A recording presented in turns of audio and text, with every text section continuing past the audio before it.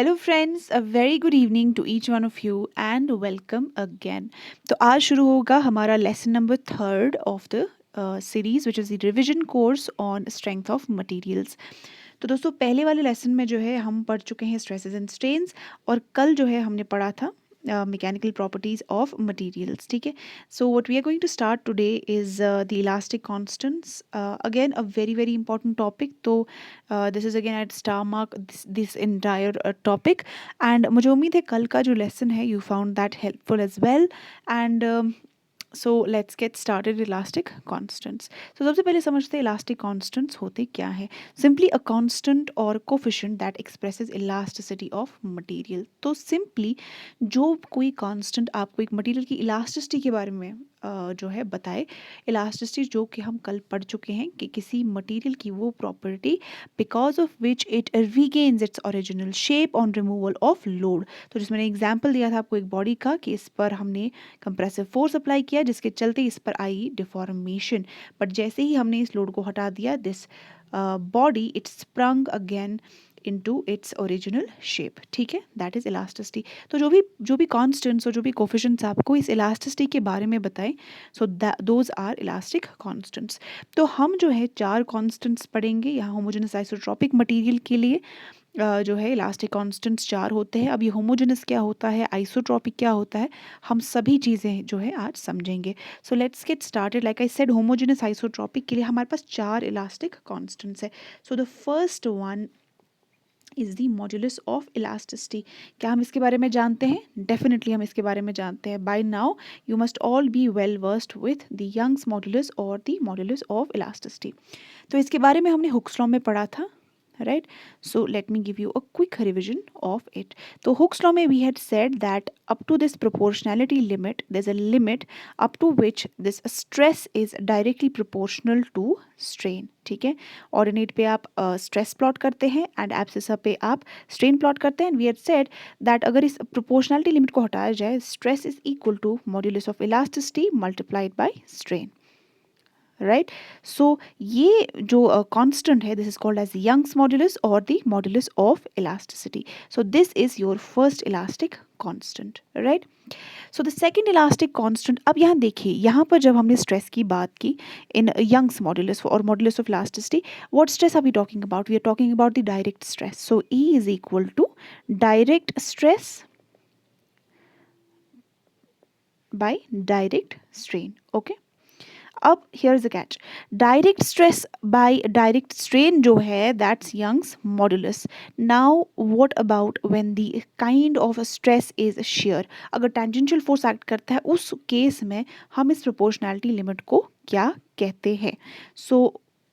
तो अगर share forces act करते हैं in that case the constant is called as shear modulus और द मॉड्यूलस ऑफ रिजिडिटी। तो आप याद रखेंगे इसको हम डिनोट करते हैं G से। बहुत सारी बुक्स में इसे N से भी रिप्रेजेंट किया जाता है और C से भी। तो इसे आप जो है CNG की तरह याद रखिएगा, ठीक है, compressed natural gas. So CNG, whether it's C, N और G, तो तीनों ही केसेस में वी मीन शेयर मॉड्यूलस और modulus of rigidity. So what is shear modulus? It is simply the ratio of shear stress by shear strain. तो फिर से एक quick revision, elastic modulus of elasticity और this Young's modulus is direct stress by direct strain, whereas shear stress by shear strain is shear modulus. So that is your elastic constant number second. सो तीसरी elastic constant पर जाने से पहले हमें समझने पड़ेंगे कुछ कॉन्सेप्ट्स जिसके बारे में हम लेक्चर 1 में ऑलरेडी डिस्कस कर चुके हैं, but let me briefly give you a revision.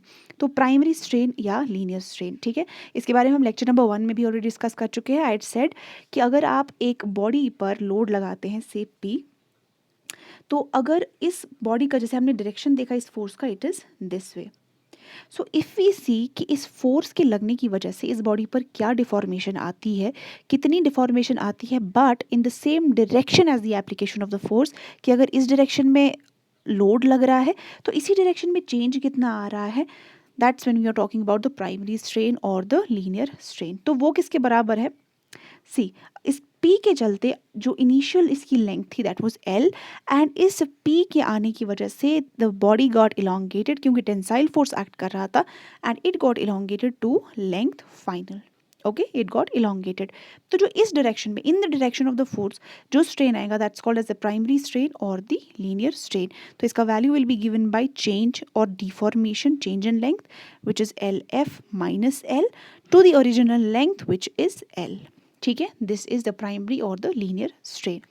तो अब जो है दूसरे डायमेंशंस में क्या चेंज आती है, ठीक है, अगर हम perpendicular to the application of force बात करें, दैट इज अगर P, तो कल जब हमने नॉट कल, परसों पहले वाले लेक्चर में हमने बात की थी, we were talking about a cylindrical body. ठीक है, तो हमने वहाँ पर सिलेंड्रिकल बॉडी के बारे में बात की थी जिसमें डाया जो है डी था, एंड वी हैड सेड कि अगर एक बॉडी इलोंगेट हो रही है, अगर इस पर टेंसाइल फोर्स एक्ट कर रहा है और इसका जो इनिशियल डाया डी है तो बढ़ के अब हो जाता है से या घट के से, इट्स अ टेंसाइल फोर्स, तो घट जाता है इसका डायमीटर एंड ये बॉडी हो जाती है कुछ ऐसे। ठीक है, घट गया इसका डायमीटर, सो से it's D2 and initially it was D1।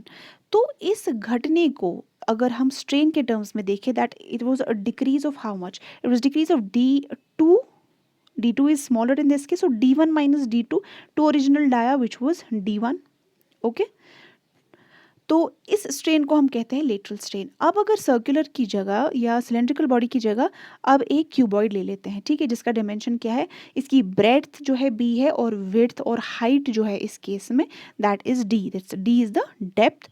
तो इस केस में जो हम लेटरल स्ट्रेन निकालेंगे तो कितना होगा, it will be change in the breadth to the original breadth, और डेप्थ में जो चेंजेस आएंगी, change in depth to the original depth. So in this case also this will be called as secondary strain or the lateral strain. अब इससे बनने वाले elastic constant को समझ लेते हैं। तो तीसरा इलास्टिक कांस्टेंट हो जाता है हमारा पॉइसॉन्स ratio. So what is this Poisson's ratio? Poisson's ratio is the ratio of lateral strain to longitudinal strain. तो इस डायग्राम में भी आप देख सकते हैं कि लोड जो है P, this is the load P which is acting on the body, इस P की वजह से लेंथ में कुछ चेंज आया, ठीक है, ब्रेथ में कुछ चेंज आया, डेप्थ में कुछ चेंज आया। तो अब अगर हम लॉन्गिट्यूडनल स्ट्रेन या प्राइमरी स्ट्रेन निकालें, that will be delta L by L, क्योंकि direction of application of force is this. तो लॉन्गिट्यूडनल जो स्ट्रेन है that will be delta L by L. इसी तरीके से स्ट्रेन, लेटरल स्ट्रेन की बात करें तो it will be delta D by D, and lateral strain in the Z direction will be delta B by B.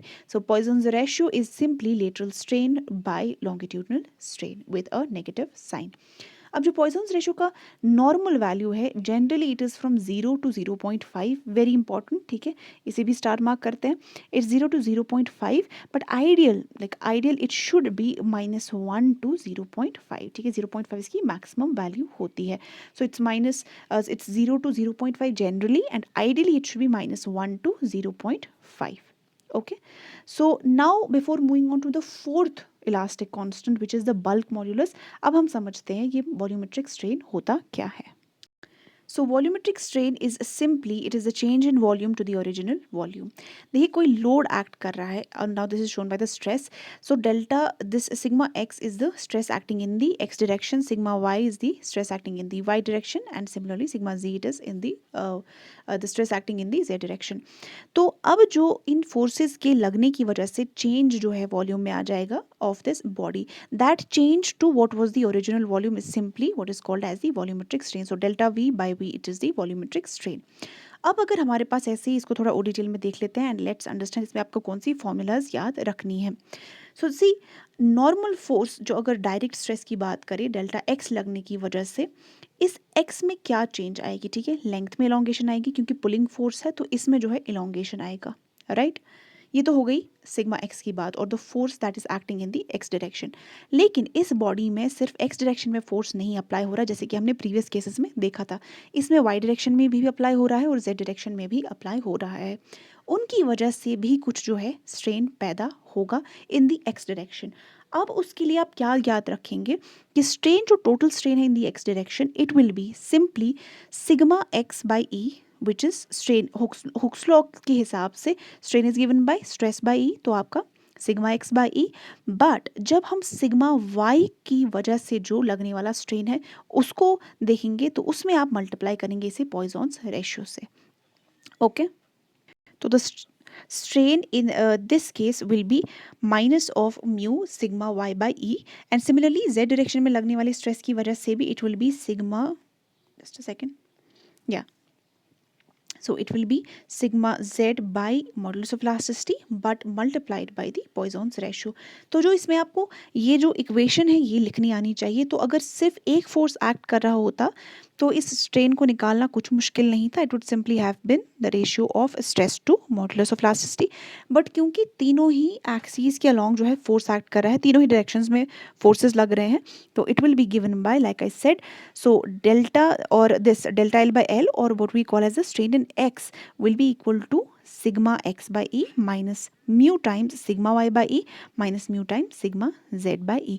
तो ऐसे ही सिग्मा y जो एप्सिलॉन y है उसे भी आप ऐसे ही निकाल सकते हैं. तो simply it will be what, it will be epsilon y will be equal to sigma y by E minus अब x की वजह से जो होगा इस पर strain that will be mu times the Poissons ratio times the sigma x by E, and similarly z direction में लगने वाले स्ट्रेस की वजह से the strain will be minus mu times sigma z by E.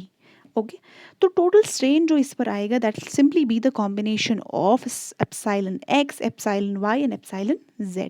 ठीक है, तो इन्हें ऐड करके जो फाइनल इक्वेशन हमारे पास आती है that is equal to strain, this volumetric strain is equal to sigma x plus sigma y plus sigma z whole divided by E, right. तो 1 माइनस 2 म्यू जैसे आप यहाँ पर देख सकते हैं. Just a second if I can zoom it for you. Yes, here. So it is sigma x plus sigma y plus sigma z by e 1 minus 2 mu. तो ये जो है आप याद रखेंगे डायरेक्टली, इससे भी जो है सवाल बन जाएंगे. Okay, so now that we know about the volumetric strain.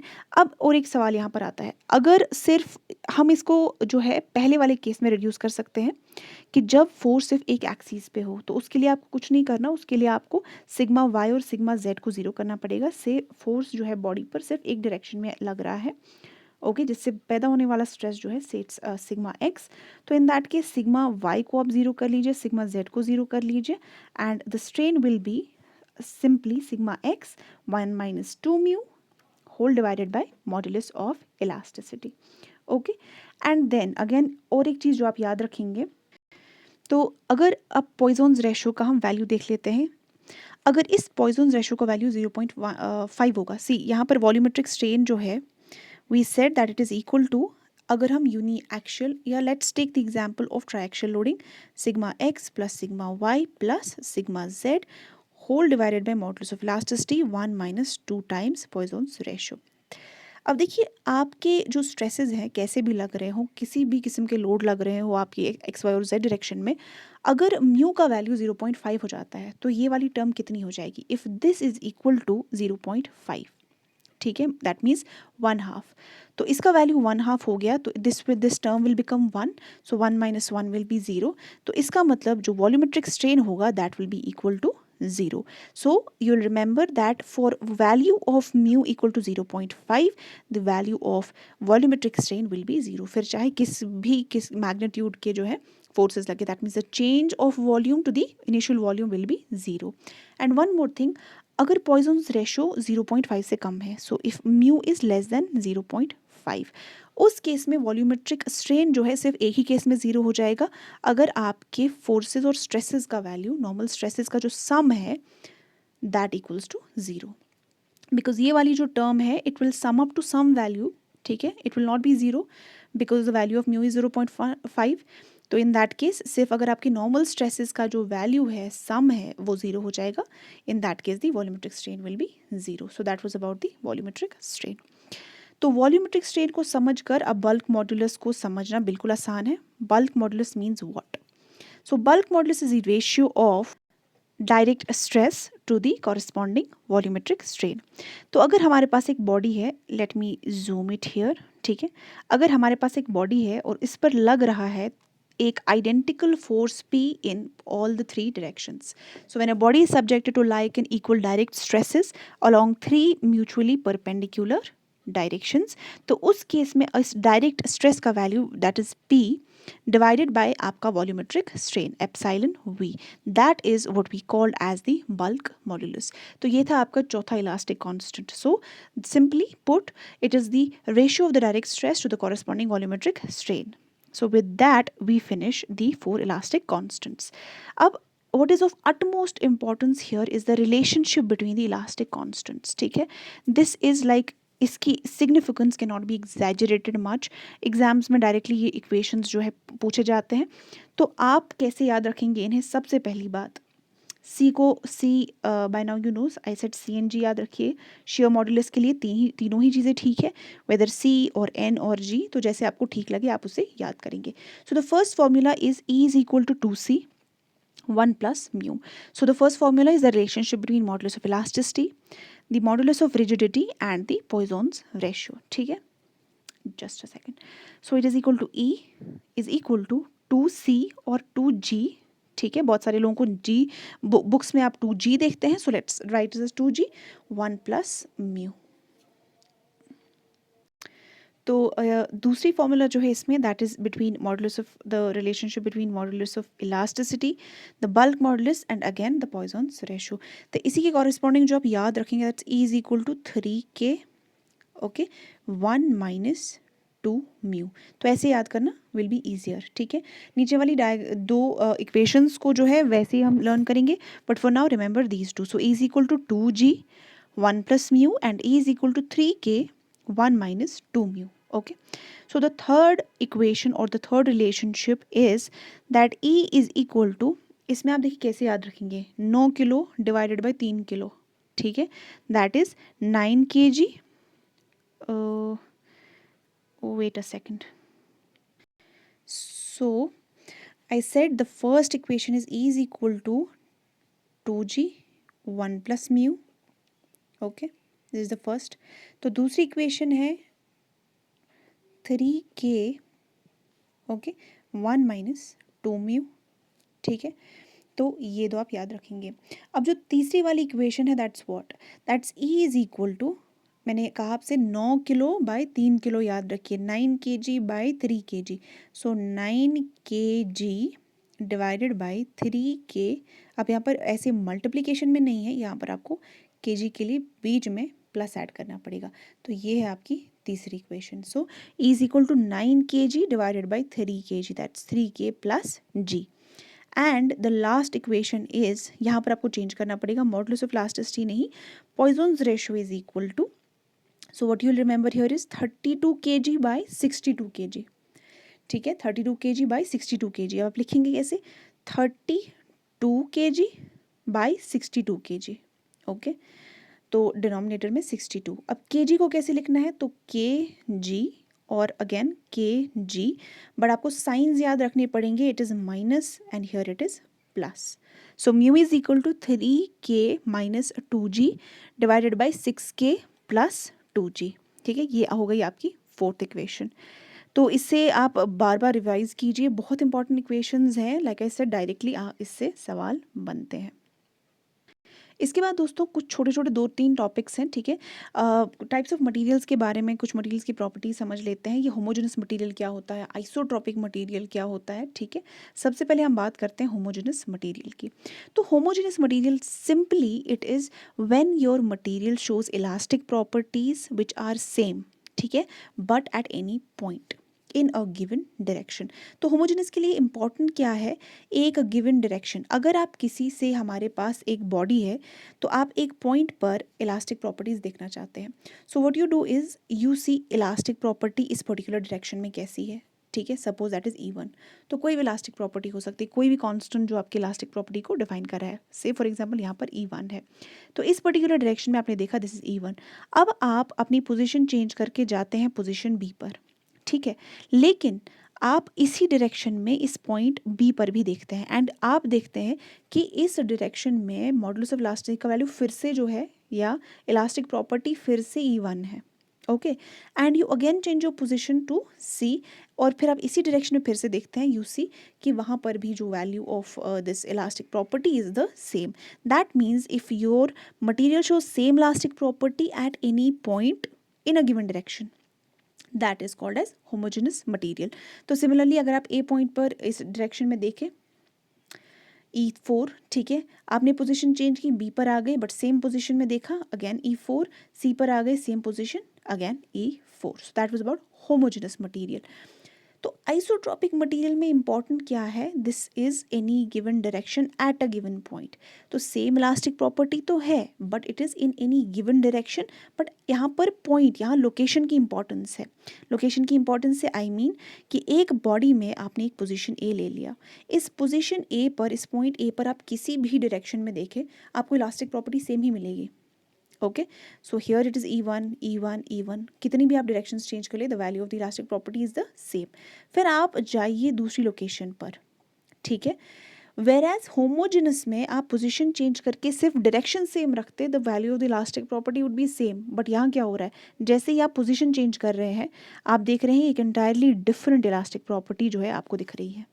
Okay, and similarly जब आप सी पर आएंगे तो again you will see a different elastic property E3 E3 E3, लेकिन उस पर्टिकुलर पोजीशन पे हर एक डायरेक्शन में value of the elastic property will be same. So it shows same elastic property in any given direction at a given point. So the location is important for isotropic material. तो अब आप मुझे बताइए एक material जो homogeneous भी होगा और आइसोट्रॉपिक भी होगा तो उसकी इलास्टिक प्रॉपर्टीज़ कैसे होंगी। तो सीधी सी बात है, उसका ना लोकेशन से कोई फ़र्क पड़ेगा और ना डायरेक्शन से। कहीं पर भी जाएं, ठीक है, होमोजेनस की वजह से आप कहीं पर भी जाएं, ठीक है, होमोजेनस में क्या था, यू चेंज्ड पोजीशंस, तो फिर सेम डायरेक्शन में आपको सेम इलास्टिक प्रॉपर्टी दिखती। आइसोट्रॉपिक में यू सॉ कि आपको हर एक डायरेक्शन में सेम प्रॉपर्टी मिलती है। तो that means homogeneous and isotropic में आप पोजीशन चेंज करें या डायरेक्शन चेंज करें, आपको इलास्टिक प्रॉपर्टी सेम की सेम ही मिलनी है। So it has same elastic properties in any given direction at any given point, so that is homogeneous and isotropic. Okay, so the fourth thing now is just a second, let me cross this. Okay, so fourth thing is the anisotropic material. So a material said to be anisotropic. अभी anisotropic कब होगा, it shows different elastic properties in any given direction at any given point. तो आप point A पर आ गए, आप किसी भी डायरेक्शन में देख रहे हैं अलग अलग प्रॉपर्टीज दिख रही है, it's E1 E2 E3 E4। आप लोकेशन चेंज कर रहे हैं, चाहे आप डायरेक्शन सेम रख ले या कुछ भी कर ले, तो डिफरेंट प्रॉपर्टीज, ठीक है, इन डिफरेंट डायरेक्शन, डायरेक्शन के बदलने के साथ भी प्रॉपर्टी चेंज हो गई। एंड व्हाट हैपन्स इज आप सिर्फ लोकेशन भी चेंज करेंगे तब भी अलग अलग प्रॉपर्टीज है, डायरेक्शन चेंज करेंगे अलग अलग प्रॉपर्टीज है। तो such kind of a material is called as an isotropic material. So with that we move to the last type of material which is the orthotropic material. Orthotropic material में ऐसे तीन positions ऐसी होती हैं जो आपस में म्यूचुअली परपेंडिकुलर होती हैं, जिनमें आपको इलास्टिक प्रॉपर्टीज डिफरेंट दिखेंगी, ठीक है। फॉर दिस पर्टिकुलर केस आपका से E1 यहाँ पर E1 होगा, तो इसके परपेंडिकुलर से ये into the plane, this is like this, okay, not into the plane exactly but at an incline है इनटू द प्लेन, तो Z डायरेक्शन है, ओके। तो ये वाली इस डायरेक्शन में आपको E2 होगी एंड इस वाली डायरेक्शन में आपकी जो elastic property will be different, that will be E3. So material is said to be orthotropic when it shows different elastic properties in 3 orthogonal directions, ठीक है। So with that we come to a very very important जिससे directly questions बनते हैं। तो having understood कि different types of materials में क्या क्या फ़र्क है, anisotropic क्या है, isotropic क्या है, homogeneous क्या है, now let's understand इनके elastic constants हैं कितने और इसमें से कितने ही independent elastic constants होते हैं। So first of all homogeneous and isotropic. So पहला वाला टेबल आपको देता है total number of elastic constants. जैसे हमने अभी देखा total number of elastic constants for homogeneous isotropic हो गए 4, ठीक है, all of you must be knowing this अभी तक। This is the modulus of elasticity और the Young's modulus, then the shear modulus और the modulus of rigidity, and then the bulks modulus, okay, and then what was the fourth, the Poisson's ratio. Just a second, so it is E, G, K and mu, ठीक है। तो homogeneous and isotropic के लिए the total number of elastic constants are 4। अब इसमें से independent 2 होते हैं, राइट। तो इस इंडिपेंडेंट इलास्टिक कांस्टेंट्स का क्या मतलब है, for that let me give you a quick glimpse and for now you remember an isotropic का इनफाइनाइट, या let me first explain this otherwise आपको समझ में नहीं आएगा। तो देखिए अभी हमने 4 इक्वेशंस देखे जिसमें हमने रिलेशन बताया क्या है डिफरेंट इलास्टिक कांस्टेंट्स के बारे में। Say I said it is E is equal to 2G1 plus mu, okay, और I said E is equal to 3K 1 minus 2 mu.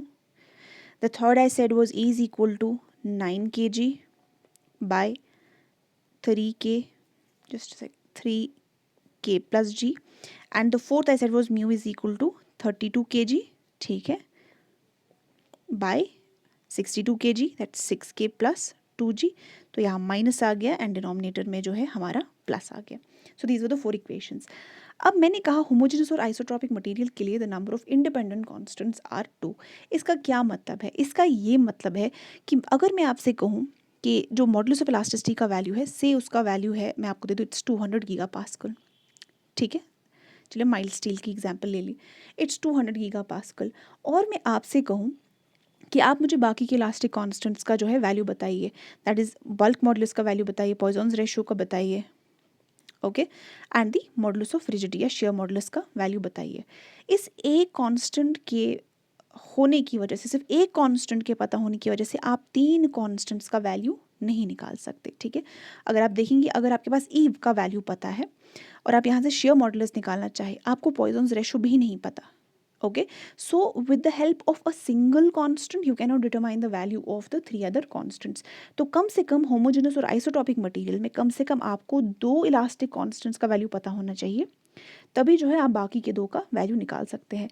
तो इस तरीके से जो मैंने अभी आपसे कहा कि 2 इंडिपेंडेंट, तो ये जो 2 वेरिएबल्स जो आपको पता होने चाहिए, से वो कोई भी 2 हो, से ई और पॉइसॉन्स रेशियो, और उसकी वजह से निकलने वाले बाकी के 2.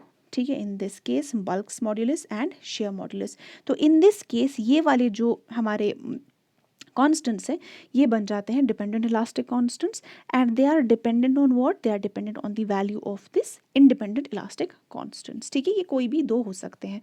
तो होमोजेनस और आइसोट्रॉपिक मटेरियल्स में 2 हमारे इंडिपेंडेंट इलास्टिक कॉन्स्टेंट्स होंगे और 2 हमारे डिपेंडेंट इलास्टिक कॉन्स्टेंट्स होंगे. सिमिलरली एनाइसोट्रॉपिक के लिए हम जानते हैं कि एनाइसोट्रॉपिक में हर एक डायरेक्शन में, हर एक लोकेशन पे अलग अलग जो है इलास्टिक प्रॉपर्टी होगी. तो सीधी सी बात है, इसमें इलास्टिक कांस्टेंट्स इनफाइनाइट होंगे, जबकि इसमें कितने वैल्यूज आपको पता होनी चाहिए, 21 इंडिपेंडेंट इलास्टिक कांस्टेंट्स जो है आपके इंडिपेंडेंट है. ठीक है, 21 are independent elastic constants. And similarly the case for orthotropic. अब ऑर्थोट्रॉपिक में I said there are 3 mutually perpendicular direction. ठीक है, जिसमें आपके इलास्टिक प्रॉपर्टीज़ के वैल्यूज़ डिफरेंट होंगे. For 3 mutually perpendicular directions elastic constants vary. ठीक है, तो इस वाले पर्टिकुलर डायरेक्शन में कितने कांस्टेंट्स हो सकते हैं, 4. इस पर्टिकुलर डायरेक्शन में हाउ मेनी, 4, एंड अगेन इसमें भी 4. तो a total of 4 × 3 that is 12 elastic constants जो है ऑर्थोट्रॉपिक के लिए पॉसिबल होते हैं. और उसमें से कितने इंडिपेंडेंट होते हैं, इसमें से इंडिपेंडेंट जो है 9 होंगे. So you have to have a knowledge of at least 9 elastic constants, ताकि जो आपके डिपेंडेंट इलास्टिक कांस्टेंट्स है आप डिटरमाइन कर पाए. So that is it for today. But कल जो है, कल वाली, नो नॉट कल, फर्स्ट वाली क्लास में हमने कुछ डिस्कस किया था. We had discussed about the deformation that's caused in a body due to its self weight. Okay, तो उसमें एक एडिशन है, मैं आपको बताना भूल गई थी उस वक्त. तो if you remember I had said कि डिफॉर्मेशन जो किसी बॉडी में due to its self weight, it is equal to WL divided by 2AE. ठीक है, वेयर से W जो होता है इस बॉडी का टोटल वेट होता है. अब अगर आपको बॉडी को टोटल वेट दिया रहेगा, तब तो आप डायरेक्टली ये फॉर्मूला यूज़ कर सकते हैं, राइट. बट बहुत सारे केसेस में, बहुत सारे क्वेश्चंस में आप देखते हैं कि वेट नहीं दिया रहता. What is given is the weight per unit volume. Okay, the small w, जिसको हम स्पेसिफिक वेट भी कहते हैं. What is given is the weight per unit volume, और वेट बाय वॉल्यूम को आप लिख सकते हैं एरिया इंटू लेंथ. ओके, ये दिया रहता है, स्पेसिफिक वेट दिया रहता है. तो इन दैट केस आप सिंपली याद रखेंगे, okay, here it's shown by lambda. Okay, और लैम्डा, तो यहाँ पर जो है lambda is your specific weight, that's weight per unit volume. तो इन दैट केस आप याद रखेंगे WL/2AE के अलावा अगर स्पेसिफिक वेट दिया है, तो देन द डिफॉर्मेशन का value is alpha into L²/2E. ठीक है, alpha, sorry I said alpha, it's lambda into L²/2E. तो लैम्डा की जगह आपको स्मॉल w भी दिया रह सकता है. So it's either WL²/2E. Okay, या अगर आपको डायरेक्टली पूरे वेट का ही दिया है, कैपिटल W ही दिया रहेगा, so then it is WL/2AE. Okay, and in case of conical bar, अगर यही बार कॉनिकल है तो सेल्फ वेट की वजह से इस पर आने वाला डिफॉर्मेशन इज 1/3 जो कि नॉर्मल बार में आती है, ठीक है। तो that is 1/3 of this, that which is WL²/6E। तो इसके लिए just a second, delta L is WL²/2E, and for conical bar the same equation becomes WL² या lambda L² divided by 6E. So that was the addition. Thank you so much for listening to me guys. Thank you so much for your patience. Hope आपको आज का lesson जो है वो पसंद आया होगा, बट प्लीज़ रिव्यू कीजिए दोस्तों। आप कमेंट नहीं कर रहे हैं, लाइक नहीं कर रहे हैं, डिसलाइक नहीं कर रहे हैं, जो पसंद ना आए तो कुछ तो कीजिए, गिव मी सम रिएक्शन। तो अगले अगला जो है हम शुरू करें maybe complex stresses and strains और bending moment and shear force. Okay, I will decide that what we start. तो thank you so much and take care of yourself, keep learning and अपने goal से बिल्कुल focus मत हटाइए। तो बस okay, bye bye.